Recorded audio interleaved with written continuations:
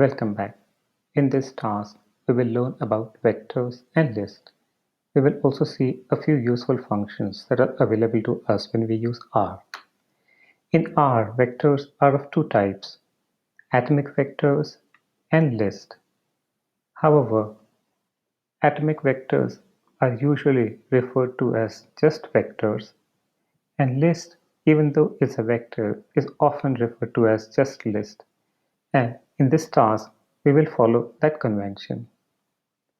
We are in the same project that we used in the previous task, PFE Programming Foundations. And in this, I have written some instructions to create vectors and lists. So let's look at them. In this first instruction, I am using a function called C, and I'm passing it 5 arguments, 1, 3, 5, 7, and 9. And I'm assigning the return value to this variable oddNum LT10. So let's execute this instruction to see what we get. And in the console, we see that it printed 1, 3, 5, 7, and 9. Let's look at the environment.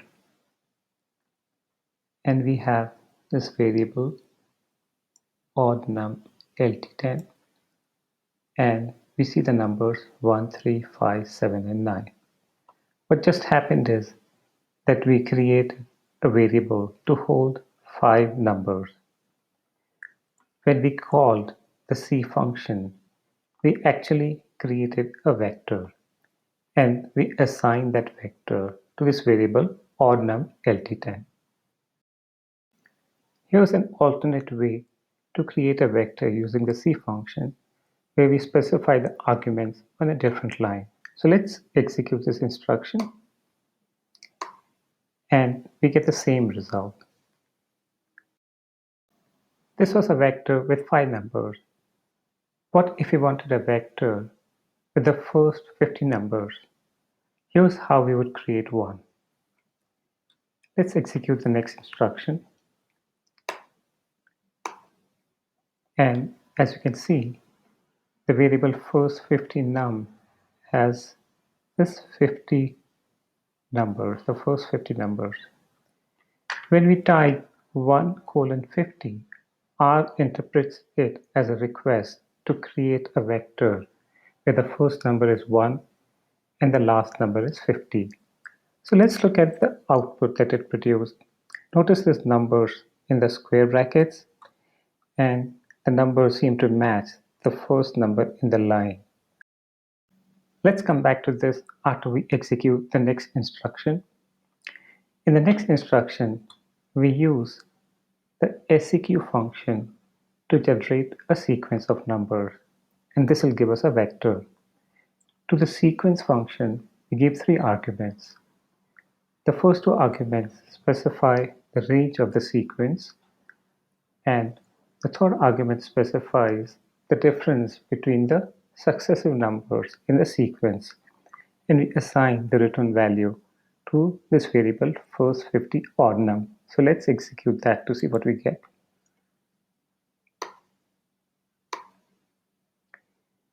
And again, we get 50 numbers, but this time these are all the odd numbers. And again, we have these square brackets, 24, 47, 1, like before. The number in the square bracket denotes the possession of the first number in the line, in the vector. In other words, the number 47 is at position 24 in the first 50 odd number, and we'll see how to make use of this shortly. We have created 3 vectors with a numeric data type. Now let's create a vector with character data type, and we do that in the next instruction. So we use the C function, and to it we give 7 arguments, the name of the 7 continents, and we assign the return value to the variable continents. Let's execute that and print it out. And as you can see, it gave us the names of the 7 continents that were part of the vector. Now let's see how we extract individual elements of a vector, and we use the square bracket notation to do so. So let's get the element at the 6th position in the continents vector. And we do that by specifying the name of the variable and then the position within square brackets. So let's execute this instruction. And it printed Australia because, as we can see from this display, Asia is at number 5, so Australia would be number 6. Now let's see another example. Let's get the third element from the odd num LT10 vector. And to do so, we specify the name of the variable and then within square bracket the position of the element we want. And if I execute that, we get 5. And let's print out odd num LT10 just to verify that 5 is at position 3, and it is. Now let's look at some functions that we can use as vectors. Say we want to add the numbers 1, 3, 5, 7, and 9. We can create a vector and pass it as an argument to a function called sum. So let's execute this function.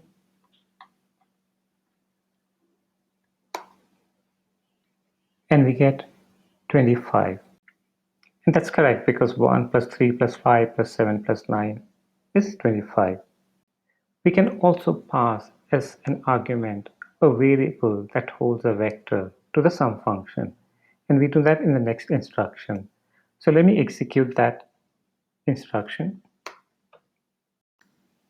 And we get 25 because the variable odd num LT10 had the numbers 1, 3, 5, 7, and 9. Now let's look at a function that works with character data type. The function is toUpper, and we will use it with the continents variable. The toUpper function capitalizes all letters. So let's execute to see what we get.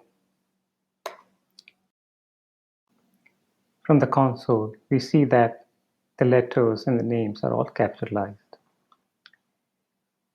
The final function that we'll see is the paste function. And the paste function concatenates all its arguments. So let's see what we have here. To the paste function, we gave these arguments. Today is a holiday, all words. And then this name argument, SCP equal to hyphen. Let's see what we get. And we get a result, one word seemingly. Today is a holiday. And between those words, we have this hyphen symbol that we specified as a separator argument. This is a named argument. This is a very handy function and is often used to put together data. Until now, we have created vectors that are either number or character data type. Let's now create one which has both data types, and we do that in the next instruction. So let's execute that and see what we get. And if you see from the console, R seemed to have converted numbers 1 and 2 to character. And how can we say that? We can say that because we see these double quotes around 1 and 2. In R, atomic vectors can contain elements of only one data type. So what if we want a vector with elements of different data types? We use list for that, and we create a list using the list function. So in the next instruction, I've done that. So I'm calling the list function with 3 arguments, the number 1, the number 2, and the text hello, and the return value is assigned to this variable num and char list. So let's execute this to see what we get. And when I print it out, it prints differently. We see these double square brackets. These double square brackets are a clue as to how we access the element of a list. So let's say we want to access the second element of the list. We do it like this. We specify the name of the variable, and then within the double square brackets, we specify the position. Here we are saying we want the second element in the num and char list. Let's execute that. and we get 2 because 2 is the second element in this list. And notice that it's a number because it doesn't have double quotes. So there was no automatic conversion here because we use the list function. Here's another way to create a list. We can name the elements of a list. And here's an example that shows that. So we're using the list function to create a list with 2 elements. The first element is a vector 1, 2, 3, and we're giving it the name nums. The second element is a vector with lowercase letters a, b, and c, and we give the name letters to this element. Let's execute this and see what we get. This time, we don't see the double square brackets. Instead, we see the names that we assign to the elements. And they're prefixed with this $sign. And that's a clue again as to how to access the elements. So to access the nums element, we use the syntax named underscore list $nums. Let's execute that. And it gives us the vector 1, 2, 3. We can also use the square bracket notation. Let's get the first element from the list, and we get 1, 2, 3 as before. Here's a function that we can use with a list, the length function. It gives us the number of elements in the list. Let's execute that, and we get 2 because there were 2 elements in the list named list. The length function also works with vectors in a similar fashion. Now let's briefly see how we modify vectors in list. So we have this vector ordnum LT10. Let's print it out to refresh what it contains. Let's say we want to add the number 13 to this vector. We use the C function for that. And to the C function, we pass 2 arguments. The first argument is the existing vector. The second argument is the number that we want to add. And the result value we reassign to ordnum LT10. Let's execute to see what we get. And we see that 13 gets added at the end of the vector. We realized that we actually wanted to insert 11 and not 13. So how do we override 13? We do so using this syntax, the square bracket notation. This will give us the number 13, and we're saying at that position, assign 11. So let's execute this. And you can see that 13 got replaced with 11.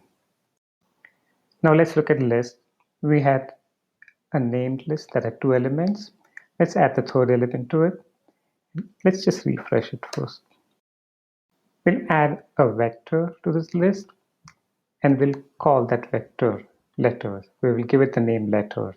So we specify it like this: named underscore list, dollar letters in capitals, and to that we assign this vector with letters A, B, and C in capitals. And let's execute that. And we can see now that it has 3 elements. Now, how do we modify a list element? Say we wanted the first element to be the vector 11, 12, and 13, and not 1, 2, and 3. So we just overwrite that. We use the syntax named underscore list $nums. We name the element, and to that we assign the new vector. So let's execute that. And now the first element is the vector 11, 12, and 13. That completes our coverage of vectors in list. I wanted to point you to the automatic conversion that happened earlier when we tried to create a vector with numeric and character data type. As you saw, R automatically converted the numbers to character. Let's execute this again to refresh. As you can see, 1 and 2 got converted to character data type.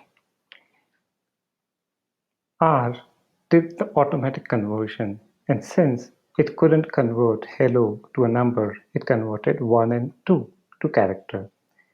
Ideally, R should have given us an error. Instead, it did an automatic conversion, and this is a behavior that we should be aware of. Now that we've learned about vectors, there's an insight I wanted to share with you.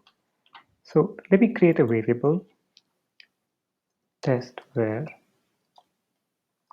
and assign 5 to it. And let me print out test var. And it gave us the value, it printed the value, but notice this 1 here. Now this is a notation we've seen it used with vectors. So is test var also a vector? Indeed, it is. When we created the test var variable, R created a vector with one element. However, when we work with single numbers, we can use the name of the variable holding the single number to access that number. We do not have to use the square bracket notation. And this is why when we wrote instructions for computing the number of seconds earlier, we used variable names without using the square bracket notation. In fact, we didn't have to worry about it. However, it is good to be aware of this underlying detail. Go on, try and create vectors with single elements and see if you can use them without using the square brackets. This was a rather long task. Vectors and lists will be very handy when we start building our app in the next guided project. Congratulations, you have now learned all the building blocks that we need to build our app in the second guided project. In the next task, we will do a quick wrap up. So I'll see you in a short while.